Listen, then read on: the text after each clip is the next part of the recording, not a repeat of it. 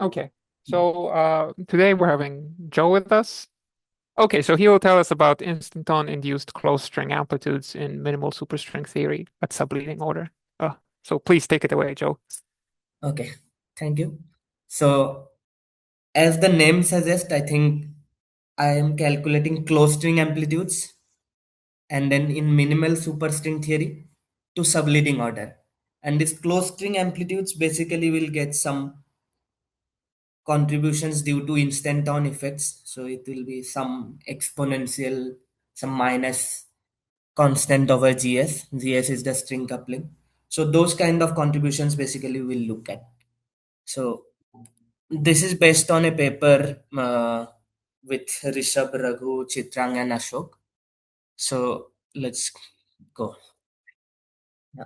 So we are studying the instanton amplitudes. Why we are studying them and those kinds of thing I'll describe a bit. But before going there, I would like to tell more about how this amplitude calculations in string theory works. Basically, for perturbative closed string amplitudes, we compute them by integrating CFT correlators over moduli spaces of Riemann surfaces, punctured Riemann surfaces. So the puncture describes like say we take n point correlation function, then it's like n punctured Riemann surface. I'll describe more. So if someone has some problem, then they can ask me later. So this de-instanton corrections, they come from Riemann surfaces, but with some boundaries. And these boundaries will have some like boundary condition like D-brane boundary condition, or here in case we have some ZZ boundary condition. So I may describe this D instanton or ZG instanton. So those will describe for us the same thing, because like in minimal superstring theory, the boundary condition which is like this D-brane boundary condition is something called ZZ boundary condition, and they are expected to correct amplitudes by this kind of term, some exponential minus k0 over gs. K0 is some constant, and the amplitudes that we are going to calculate, those will have some infrared divergences that comes from degeneration regions of moduli space. I'll tell what these degeneration regions are, but those divergences are the main issue, like why people weren't able to calculate those before. So we'll try to fix those divergence using open closed superstring theory. So that's the plan. And what are D instanton? So basically we know that DP brane has like P plus one Neumann boundary condition on and all the other directions we have Dirichlet boundary condition. So D instanton basically is D minus one brane. So it has no like Neumann directions, basically no extended time or space direction. So in space time, it's like an event. And when we do world sheet string theory, this appears as like boundary of a Riemann surface. And in our case, we compute like amplitudes with 1 comma 1 ZZ boundary condition. And ZZ is just some D instanton kind of boundary condition. And this boundary condition preserves n equal to 1 supersymmetry. And then so the takeaway is it's basically localized in space-time, visible as boundaries on the world sheet. Okay. And why we are starting with minimal superstring theory? It's basically it's a solvable kind of model, and there is a matrix model dual to it. So we can have some answers from the matrix model dual and then compare it with our calculation of like the amplitude from string side. And the ZZ instanton uh, doesn't have any bosonic or fermionic collective coordinates. I'll tell more about them. But fermionic collective coordinate basically means if we have some supersymmetry in the target space, then we will have fermionic collective coordinates. But in this theory, we have like supersymmetry in the world sheet, but we don't have supersymmetry on the target space. So there is no fermionic collective coordinates. And bosonic collective coordinate comes from like say we are uh, working on 10D type 2B theory. Then if we have D instanton, then there will be like 10 bosonic zero modes. It's basically the translation invariant directions. And here the theory is minimal superstring. Here we don't have any like translation invariant direction. We basically have a Liouville theory coupled to this BC ghost system. So we don't have any bosonic zero modes only also. So these two So I subtleties. can I Yeah, ask you one more time? So I can see how there is no fermionic one, but could you maybe in a more pedestrian manner tell me why no bosonic collective yeah, coordinates? actually what happens this minimal superstring theory, I'll actually describe that more in the later slides, so you can probably wait some 2 more minutes to not two in yeah, maybe I can go and describe now only. So yeah, it shouldn't take much time. So basically the minimal superstring theory, it's factored into these three things. We have super Liouville theory and super minimal model and BC beta gamma ghost system. That's like this BC and beta gamma ghost system come in superstring theory. When we fix like diffeomorphisms, we get this BC ghost, and when we fix super diffeomorphisms, we get this beta gamma ghost. So we have central charge for BC and beta gamma as -15. So we need something 15 plus 15 to saturate the central charge. So we take super Liouville and super minimal model. So this super Liouville model works as a like direction, okay, and it's not a translation invariant direction because it has some potential in that direction. Does it make sense? So basically it's like a wall on one side, so particles can go in from one side but it can't go to infinity. On infinity it will come back after having some reflection. So this is not a translation invariant direction, basically. That's the point. So we'll not have any bosonic zero modes. I see. Does it make Okay. sense, Bud? I see your Basically, it's point. not a direction where momentum is conserved. Okay. Okay. Yeah. That's why like the bosonic zero mode doesn't come. I see. Thank you. Basically, Thank when you we for the do, answer. yeah, when we do some amplitude calculation, we get this delta function right in front. And that delta function comes from integrating over these zero modes because we'll have translation invariance, so we need the delta function in front. But here, Right. because the direction is not translation invariant, we won't need the delta function. Right. Okay. Yeah, that's the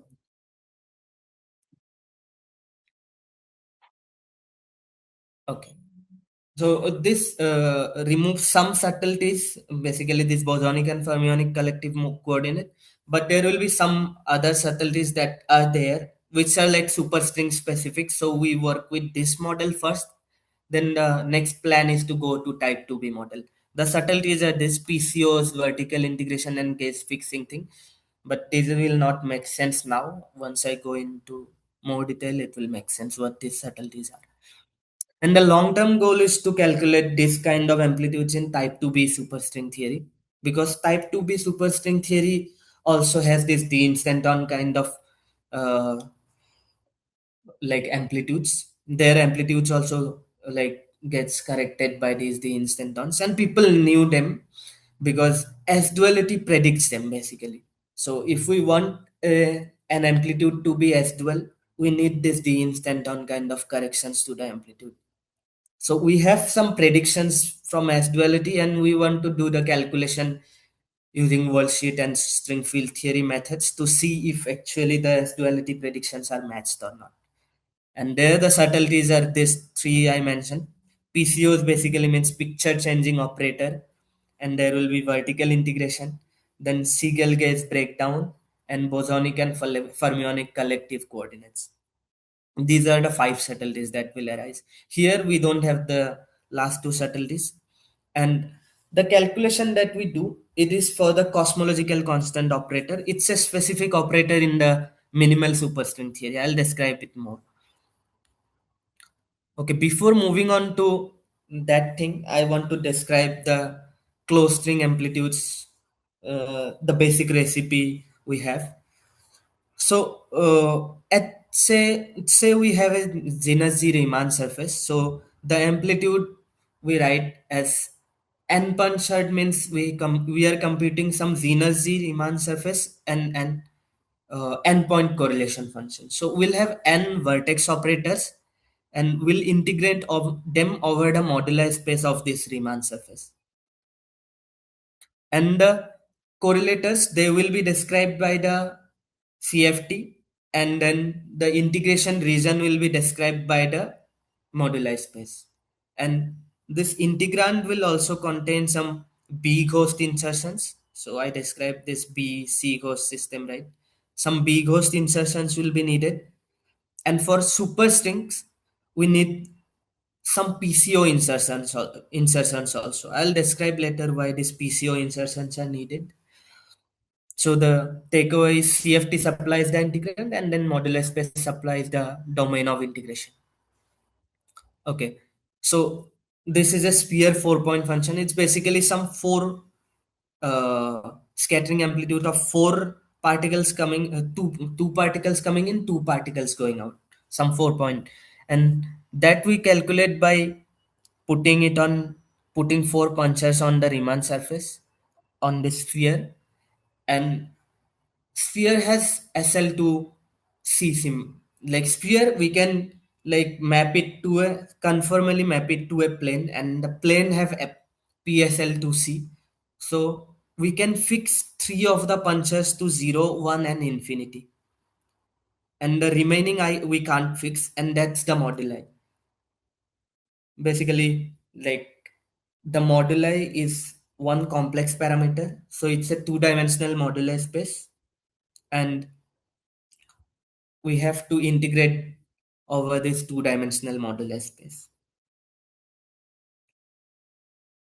Okay. So basically then there is some issue with this Z, the parameter going near 0, near 1, or near infinity. Those are the degeneration regions where like something problematic could happen.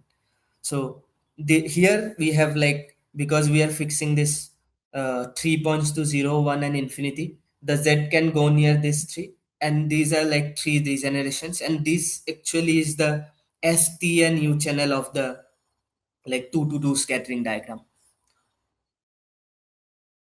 The Yeah, this is the factorization that people say that okay, degeneration region describes some factorization of the diagram. So we had this 4-point amplitude, the sphere one. The two is this Z. This can go near 1, 3, and 4. When it goes near 1, basically Z goes near Z 0. This is like it factorizes into two sphere 3-point function connected by a long like tube, and this long tube all closed string states will flow through this tube. So basically is this factorization graph. So we'll have this 3-point amplitude, there will be a propagator, and then another 3-point amplitude, and the three STU channel diagrams are the different ones. Basically, this the first step where we do this modular space integral. That's like what people knew from before worldsheet calculations. But this degeneration thing is easier to describe in like string field theory. It's basically the field theory language that we have this 3-point amplitude, there will be some propagator and another 3-point amplitude that will give the 4-point amplitude. Okay. Okay. I am describing this sphere example, but what happens to our d-instanton problem? So there, what can happen is like uh, the long tube can become long strip. So it's like we had this closed surfaces. So we just had this closed string state propagating. So we have this tube, but in case we have some like d instanton amplitude, there could be boundaries in the modular space.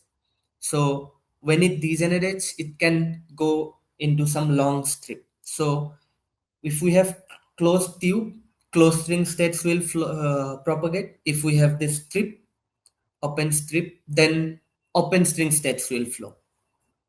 And the propagator for them takes this form, the sum dq by q to the L0 minus 1.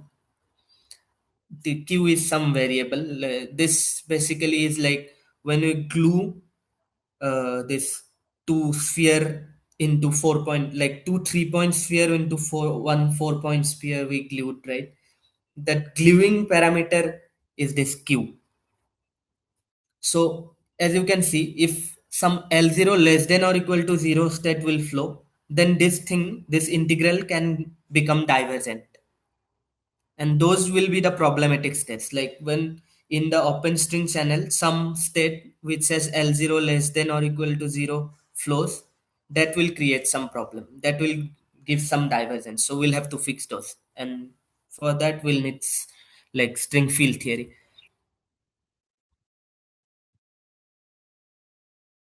Okay.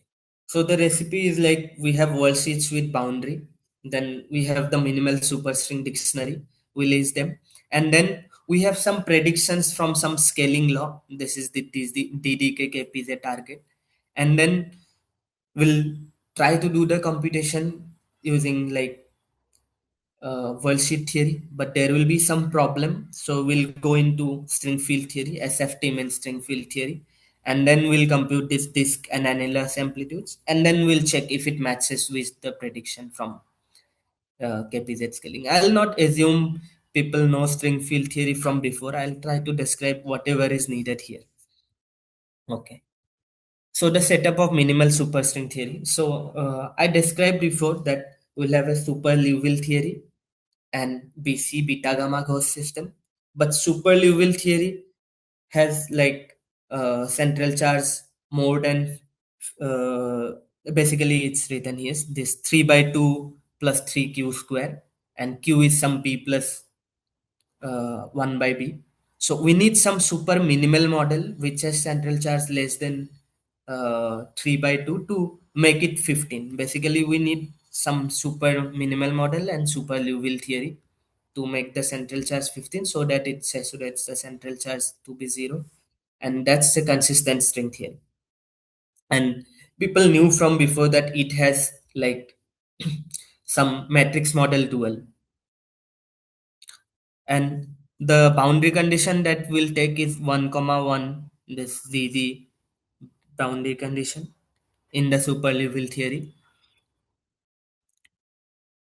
Okay, so this is the super Liouville action. So basically I said that there will be some it is not translation invariant, right? That's because of this term, this BFE to the B phi term. So basically it's a field theory on a line and it has some potential there. So the direction is not translation invariant. So we describe this mu define a new constant mu tilde, which is the some combination of mu. And the equation of motion we can write. And these are the two equation of motion. And the basic OPs are this. Del phi OP goes as like minus 1 over z square, and psi OP is 1 over z. These will be required to do computations. Okay. So what is the vertex operator that we'll be computing amplitude for? It's this vertex operator, C tilde e to the minus phi, e to the minus phi tilde, and e to the b bar phi. So I described BC and beta gamma gauss system, but where this minus phi and phi tilde comes. So see here there are two phi. One is this var phi, which was the Liouville field, but there is another phi. So basically this phi comes from the beta gamma ghost. We can write in terms of some different fields. So we define something called this eta xi phi system. There we get this phi. So, I'll not go into detail because that will take more time. So just see that the vertex operator is C So this tilde is e to the bosonized field, right? Or yeah, bosonized form of this beta gamma ghost system. and what's phi tilde? Because I'm not quite sure. Yeah, Phi tilde tilde. is just like the antiholomorphic part. So Oh, I C is see. yeah, Thank you. yeah, it's just the antiholomorphic part.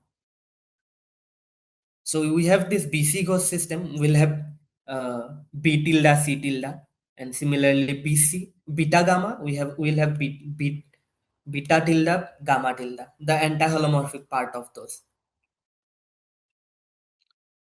And it is an NSNS sector closed string vertex operator. And the -1 picture represents that it has e to the minus phi tilde, e to the power minus phi. So the picture number basically comes from these two terms, e to the minus phi, e to the minus phi tilde. And then the amplitude, what contributes to it? The disk 1 point function contributes at the leading order. Then disk 2 point and annulus 1 point function contributes at the subleading order. So our goal is to calculate disk 2 point and annulus 1 point, but we'll need the disk 1 point calculation also. We'll do that. And the point is we'll need some picture changing operator insertions. Basically, those insertions change this picture number. And why we need them, I have a slide later on which describes why it is needed and all. But the picture changing operator insertions are needed. Okay. Okay. So the point is if we can compute some n external costring like amplitude, then there will be one factor which will be this exponential minus t, which comes from like the action of the instanton. Basically, we'll have some disk amplitudes without any insertion. So if we write them, so disk one disk without any insertion plus two disk without any insertion. So those will exponentiate into giving this exponential of minus t. Okay. And then we can have annulus without any insertion, then two annulus without any insertion. Those will be GS independent, those will not depend on GS, and those will also exponentiate to give some normalization. Okay, so the amplitude will have some normalization which will come from this empty annulus. There will be no insertion on annulus, and then empty disks which will give this exponential minus t, and then there will be some leading term which will come from n disk 1 point functions. Okay, that's like some gs to the n. Okay, and then if we replace that by like we take n minus 2 disk 1 point function and 1 disk 2 point function, so that will be like gs to the n plus 1 because disk 2 point function comes with one extra gs. Okay, or we can do what we can take like n minus 1 disk 1 point function and one annulus 1 point function, that will also come at like gs to the n plus 1. So this will be the form of the amplitude. And there are some terms which are independent of n, so those also come at like subleading orders like handled disk or three hole sphere and all those, but those will not be focus of our calculation. So we define like two n independent subleading effect by this disk 2 point function divided by disk 1 point square, and then annulus 1 point divided by annulus. We have some prediction for this from the like scaling in the Liouville theory. Okay. So what is the prediction? So we had the Liouville theory action, right? So what we can do is we can like scale this phi to some phi plus some constant, and that gives actually some scaling law.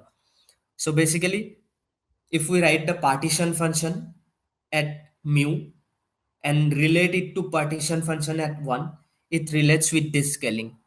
And we know that amplitudes like partition function comes with gs to the minus chi. If we write down the partition function on some Riemann surface, it comes with the string coupling to the minus chi. Here chi is the Euler number. Okay, Euler character.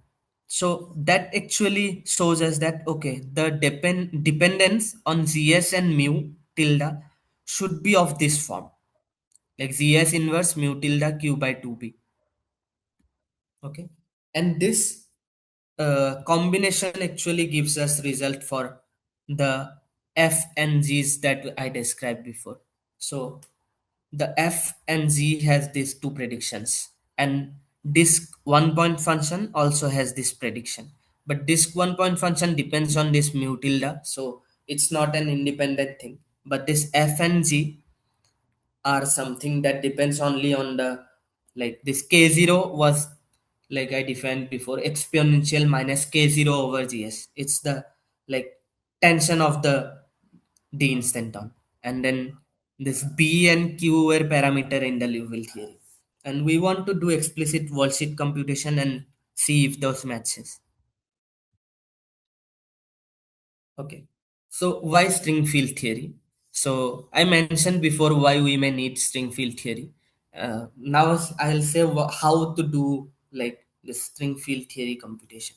So basically string field theory is field theory only. So when we compute amplitudes, we'll just do Feynman diagrams.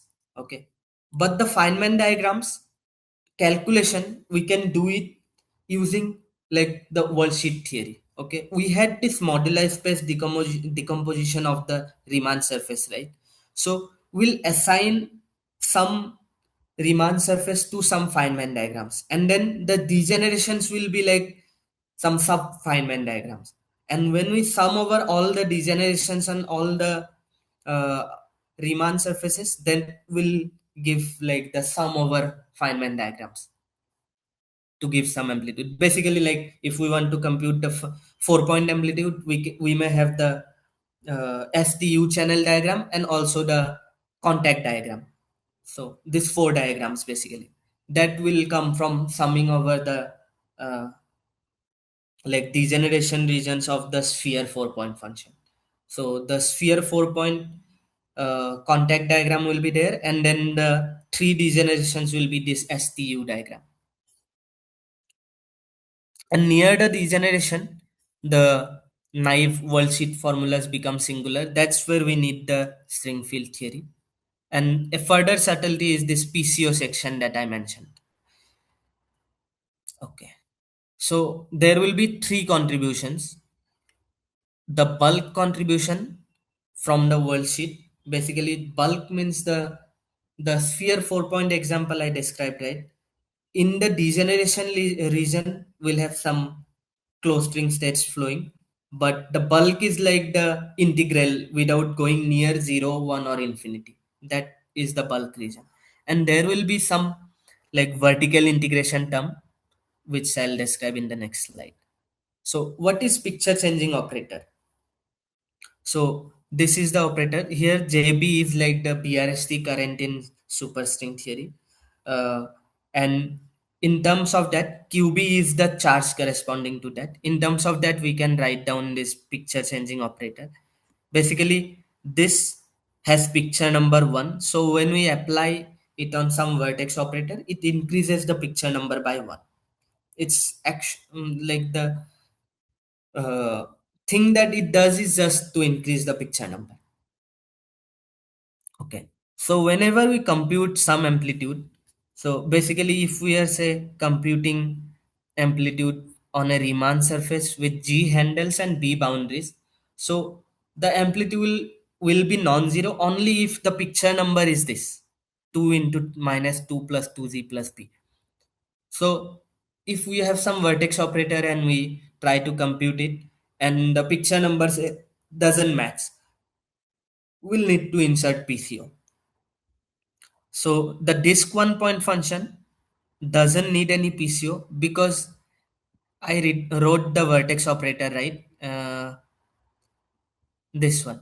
See, it has picture number -1 -1. In the open string theory, it doesn't matter. The both this -1 and -1 we can add it together. So the conserved thing is both anti-holomorphic and holomorphic part.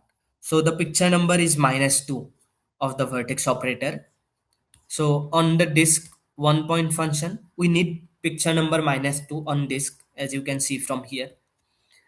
Z is 0, B is 1, so it's -2. So there will be no need of any PCO insertions. But for disk 2 point and annulus 1 point, we will need two picture changing operators, because disk 2 point will have, like, we are inserting two vertex operators, so -4 picture number, and then we needed -2, so we'll put two PCOs to make it just -2. And the problem with vertical integration is basically that in the bulk region, we'll have some assignments of PCO. Basically, we'll put PCO in some points. In the degenerations, we'll put PCO on some points. Basically, we need to make it continuous. The section we want to make it continuous. And to make that continuous, we'll need these vertical integrations. Okay, this page is not that important because I'll not going to describe it more. So number of PCOs required will be this, and then these are some vertex. Basically, CO means one closed string, one open string. CC means two closed string. Triple O means like three open strings, and similarly like that. I am describing that we'll need this much picture changing operators and how we are putting them. Okay. So basically, like, say we are describing this CC. We have chi tilde, but CC can degenerate into CO, then an open string propagator, and another CO. So this degeneration has this chi plus chi tilde by 2. So this thing doesn't match. So we'll need to do some vertical integration. It's basically this. Okay. Okay. So now the disk 1 point function computation. So these are basically standard formulas now, how to compute disk 1 point function. So disk 1 point function doesn't have any moduli, so we don't need to do any integration. We can just put these vertex operators, and there is this del C minus del bar C tilde insertion. This insertion come because on the disk, basically even after putting one insertion, there is a killing vector remaining because this rotational symmetry is there. Because of that, this del C and del bar C tilde term comes. And for the 1 comma 1 ZZ brane, the 1 point function of this e to the b bar phi was known from before. People have computed that. We just use that, put it here, and then compute it. We get this minus q by 2b mu tilde k0. And we see that it matches with the prediction that we had from this KPZ scaling. Now the disk 2 point function. So basically this was what I was talking about. So yeah, the notation, the diagrammatics may not be that clear, because, so let me tell you, this B is a CC vertex. Okay, CC means two close string insertions, and the A is like two close strings connected by an open string propagator. So basically this is a CC vertex, and this is like this blue, this part is a CO, this part is a CO. It's connected by an open string propagator. So CO, open string propagator, CO. That's like the degeneration limit of this CC vertex. And the modular space of it is one dimensional, and it's described by this Y, and the Y runs from 0 to 1. So the when it goes near 0, that's one degeneration where there are problems actually. So what we do is we put on some cutoff. This epsilon is the cutoff. So we divide this into two regions, 0 to epsilon and epsilon to 1. And this epsilon to 1 region describes this B diagram, and 0 to epsilon describes this A diagram. Okay. So basically this 0 to epsilon is the open string degeneration region. So we fix one close string insertion at z equal to I using the symmetry we have, and then the another one we can't fix, that will be the moduli, and that runs from the 0 to 1. And this epsilon is can be written in terms of this lambda to the -2, which is a parameter that comes in defining the vertex. the vertex we have defined, right? It comes in the definition. Basically, this is the input we give from string field theory. Okay. So we divide this into two regions, and one is this CO joined by open string propagator, and one is this fundamental vertex. Okay. So the calculation, when we do the computation, we see that the bulk contribution, which comes from this diagram B, gives something like this. These are some constants which I have not described, but in the paper you can look at it. The point is this 1 over epsilon term. There is an 1 over epsilon term. When like epsilon was the cutoff, right? Epsilon goes near 0, this goes to infinity. So this is the divergent term. And then there are some finite terms. Okay. And then what happens, we can compute the exchange diagram contribution, which is this part, which is like CO connected by an open string propagator. These open string propagators are like the exchange contributions, and that we compute to be 0. And when we do the vertical integration, we find that that gives this 1 over epsilon term again, and the factors match such that this term cancels. So basically, what happened? There was one divergent term, but when we divided the moduli space into like this exchange regions and bulk regions and computed everything, the epsilon dependent term goes away. So the answer that we get for this 2 point function is this, and I have described this f, right, which was this 2 point divided by this 1 point function square. So that we can find to be this, and this is what we exactly expected from the kpz scaling. Okay. Similarly, annulus 1 point decomposition also we can do. Here the modular space is 4 dimensional, 2 dimensional, sorry. So the degeneration regions and the diagrams are shown here.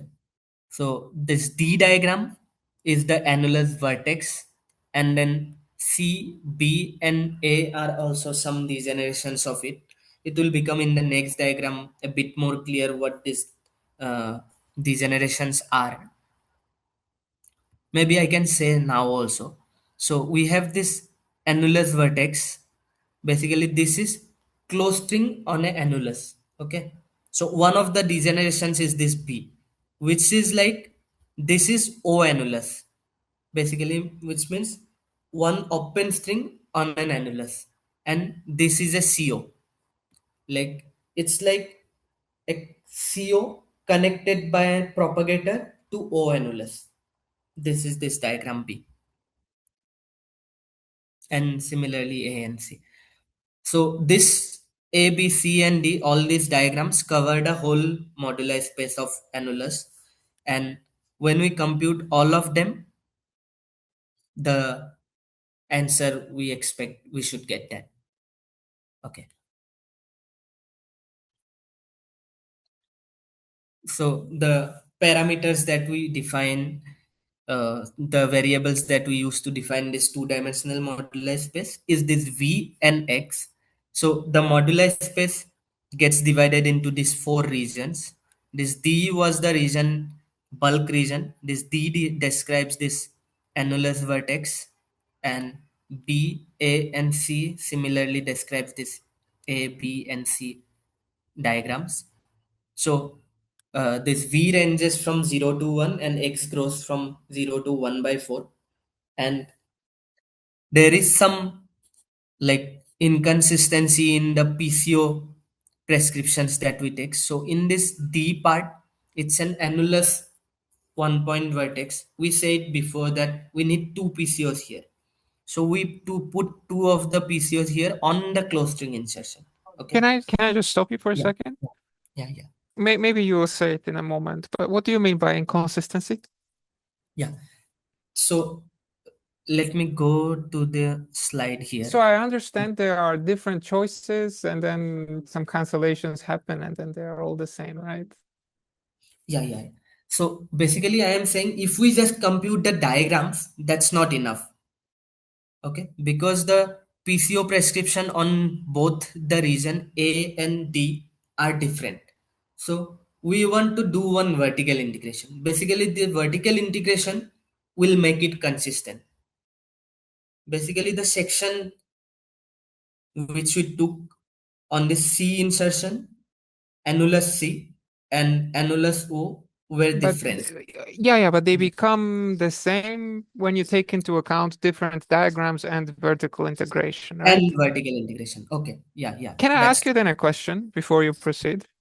mhm. At the level of string field theory, would it be possible to make it manifest that you know that you don't have to do the calculation, but would it be possible to Okay. You were saying the PCO vertical integration. PCO independence? That's my question. We can show the PCO independence, that's for sure. That Yeah, proof but I you can think is show it there. by brute calculation, right? No, actually we have like calculations directly which also shows that it should be independent. Basically, what happens is you can write down these terms, the vertical integration terms, which are like total derivatives. Okay, Yeah, maybe it please will not continue. become Please clear continue. now. Maybe I can finish it. It's just the last slide. I think two more Okay, slides sorry, go remaining. Then ahead. we can, yeah, then we can Go ahead. discuss. Yeah. Okay. Okay. So here we were. So the inconsistency, I think I should not mention it as inconsistency. Basically, the PCO sections were not continuous. So we do the vertical integration that will make the whole amplitude to be like consistent. Okay. So I am just giving the results what we get. So the ZA, the A region, this one is 0. Similarly, ZB is also 0. Then ZBD and ZBD vertical integration. So basically there is inconsistent, I shouldn't say inconsistency again. There is difference in PCO section in these two regions. So we need to do vertical integration that gives 0. Okay, maybe I didn't mention what this ZBD was. I should mention that. So the D region calculation actually gives us a total derivative. Okay, so we can compute that using Stokes theorem to be like contributed from the boundaries. So this BD boundary gives one contribution, DC boundary gives one contribution, and then x equal to 1 by 4 is another boundary, but that contribution is 0. That's by some Stokes theorem argument. And this v equal to 1 boundary also gives 0. So basically, the D region contribution is divided into two parts, this BD and DC. Those were this BD, and then the vertical integration added together gives 0, and then the CD it gives some contribution. This lambda tilde alpha, those were parameters when we define these vertices, like CC vertex I mentioned. There we had this lambda parameter. So these are the string field theory parameters, and they are large. So that's why like this lambda tilde alpha, these terms were divergent. And if we compute all those terms added together, like the divergences cancel out perfectly, and we get this 1 over 2k0 term, which is what we expected from the like mm, KPZ scaling. Okay, now I think we can see. So we did one consistency check. Basically, the vertex we defined before, the CO vertex with this chi plus chi tilde by 2. Okay, on the C insertion we put chi plus chi tilde by 2. But we can do the same calculation because we just needed to increase one picture number, right? So we could have done it just with chi, but then what will happen is like we had these three contributions in the CC, like the disk 2 point contribution, the bulk region, the vertical integration, and the exchange region. What will happen is now if we put chi on the CO vertex, then the exchange contribution will be non-zero, but it will be cancelled by the vertical integration. Now the vertical integration will also change and it will cancel out. So basically that's how this whole mechanism works. And the yeah, basically when we do this, individual terms in disk 2 point and also annulus 1 point change, but after we add all of them, it like gives the same answer. Okay, what Yeah, were so the this is what lessons I'm that we so this is what I'm asking, right? So the PCO independence is only coming after all these cancellations and integrations, right? true? And the question I had is, can you somehow make it manifest without having to do all of that? Yeah, Is it the clear? point I think people have shown that there is no like consistent way of taking like PCO insertions so that we don't have to do vertical integration. Okay, that's one point. Like there is no like universal prescription of taking this all these vertices, defining all these vertices where we don't have to do vertical integration. Okay, that's Okay. one thing. But then, if we have to do vertical integration, can we show it without doing that? Whatever we do, it should come out to be independent of the like. It shouldn't. The amplitude shouldn't depend on how we are taking the PCOs, and that proof is also there. So basically, that how do they show? They show that it's a like because PCO was defined like this, right? QB is I. Okay. So basically, by deforming this QB contour, we can show that the answer that we'll get from vertical integration is same as like doing some other computation. Okay. And that computation becomes some total derivative. You And mean some other computation with other... yeah, basically, like we were doing, basically what we were doing, we had these vertex operators. So we add these vertex operators with the PCO, the vertex operator that we had with the PCO, and then we get some term. But what we can do is we can deform the contour. Basically, when how we act on this, basically we say that okay, this gives some OP, and we take the 1 over Z term because we need the ZB, right? Uh, yeah, maybe I am making it more confusing. How should I say? So if we have to compute, say, some action of QB on something, how do we do? We add ZB and then take the residue of that, right? Because ZB is like integral of QB. Yes, of course. Yeah. So that's how we act. But then what we can do, we can deform this ZB contour, right? ZB is like some contour integral. So we Yeah, I'm can with you. deform the I'm with contour you. to not like act on the vertex operators, but on the big host and other insertions that we had in the integral, like the integral that I defined at the first here. Mhm. Right here we have some big host insertions and then the vertex operators. So what we can do is to deform the contour to surround those big hosts, and those will give some contributions, and that shows that it becomes some total derivative. Okay. Yeah. Okay, thank you. Sorry. Maybe I was not able to make it more clear, but yeah, that there is some prescription which say that it should be PCO independent, like where we put those PCOs shouldn't matter after we do the vertical integration. Basically, what we are seeing here is that it is true. Like we can define it different way, we can do the computation, and at last we'll find it to be independent. So the fact that vertical integration is necessary, nevertheless, is some other result Yeah, yeah, in the literature. Okay, thank you.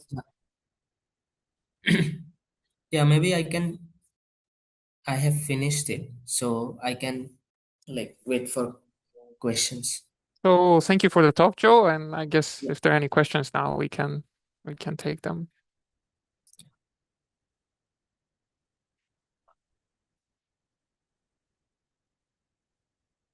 Yeah, if anyone wants to ask a question, you can just go ahead and unmute yourself. yeah, you can ask any question. I think because like this is like topic which is not followed by many, so Let me even like ask some ask basic questions you may have, so you can ask anything.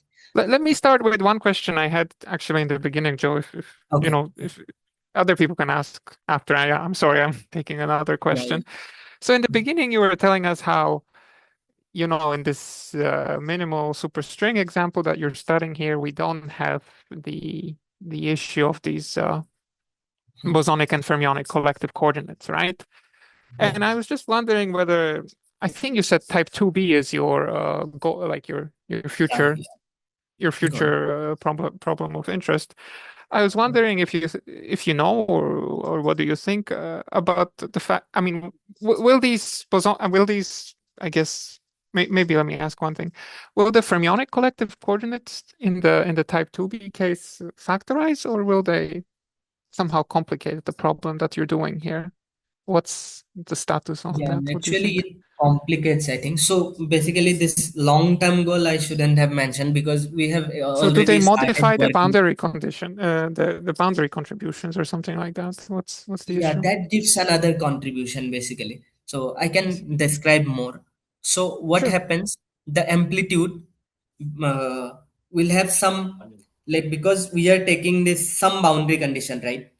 In the type 2b theory, we'll take some d instant on boundary condition, and that breaks half of the supersymmetry. Okay, that breaking of half of the supersymmetry basically gives this fermionic collective coordinates. Those are basically the supersymmetries that are broken. And there will be like we had 32 supercharges for type 2b, half of them are broken, so we'll have 16 of them. So 16 fermionic collective coordinate, basically those appear as some L0 equal to 0 states. Basically I was mentioning, right, L0 equal to 0 and L0 less Yeah, than that's 0 right. states That's were right. the problems. L0 less than 0 were these tachyons, but in type 2b we don't have tachyons, so we just have this L0 equal to 0 state problem. So this 16 fermion 0 modes will come, which will be this L0 equal to 0 states, 16 of them. And then 10 bosonic 0 modes will come, which will be basically when we put the D instant on boundary condition, basically we are fixing it at one point in the whole space time, right? The boundary condition fixes it to be at one position. But point is we could have put it on any other position, right? The instanton could have been in any other position in the space time, right? The boundary condition, say we say like we are putting Dirichlet boundary condition to be say we have say x1 to x10. I am putting x10 equal to some a that fixes it to be at point A, but we could have taken some a plus say 2. That is also valid, right? It's just that the deep brain we are moving it to another point. So those will give the bosonic collective coordinates. Basically, the instanton could have been at any location in the space-time. It's that translation zero mode. We could translate it to any other point. So those are the bosonic zero modes and then 16 fermionic zero modes. So what happens when we do the bosonic zero mode calculation? We get like the momentum conserving delta function. Okay, basically what will happen, we'll have like d10x then e to the power ipx kind of thing, which will give us this delta p, right? Similarly, when we do the fermionic collective coordinate, it's like doing a in the superspace, it's like doing a uh, like fermionic integral which like d16 theta, and there will be some theta dependence inside, and that will give us like uh, some superspace delta function. Basically, that will show that okay, we had broken some of the supersymmetries, but the answer that we get should also be supersymmetric. So basically, that give uh, like that imposes some word identities to give the result supersymmetric. Does it make sense? But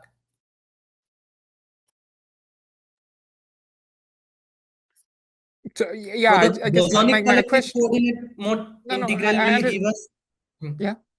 the momentum preserving delta function, and the fermionic collective coordinate will impose some word identities so that the answer is like supersymmetric. I see. By the way, in that, yeah, can you hear me? Yeah, I can hear. By the way, in this calculation, you had this DDK-KPZ scaling as an Yeah. independence check. Hmm. What about the critical type 2b calculation? What's Yeah, there are predictions from super like S duality. I see. Maybe I can Okay. show the prediction. I have it here. That could be like easy for me to show. Wait a minute. Yeah, if there are other questions from someone, then they can also ask. Yeah, I think it's the last one I had. So if anyone Okay. wants to ask, please go ahead.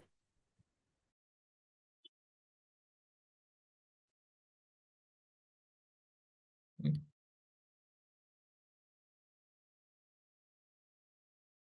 Yeah.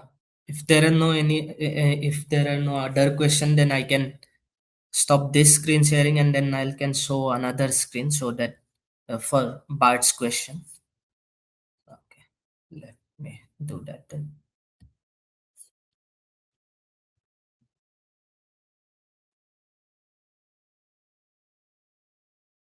Yeah. So basically, you were saying, right, type 2B theory. So we have in type 2B theory, this is like the 4 graviton amplitude. Okay. And it gets this 4 pi Gs power 3 by 2 e to the power 2 pi I tau. And this whole series is known. Basically, how it is known, the term in the bracket that is some function which is basically the Eisenstein series, you may know.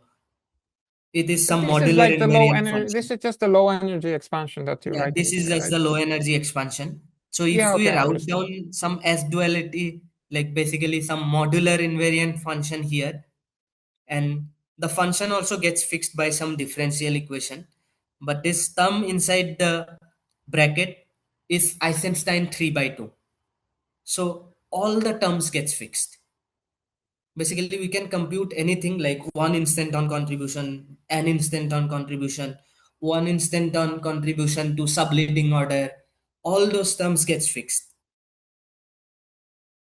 Basically, the point is using supersymmetry and S duality, we get some differential equation which fixes this whole thing.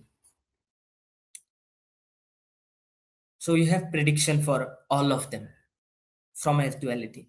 So now what we have to do, this we have to do computation in the type 2B theory using worldsheet methods and then find match.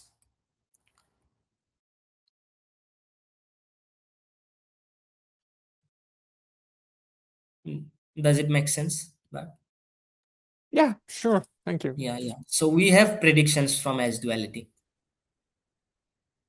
Yeah, thank you for the very nice talk, Joe. And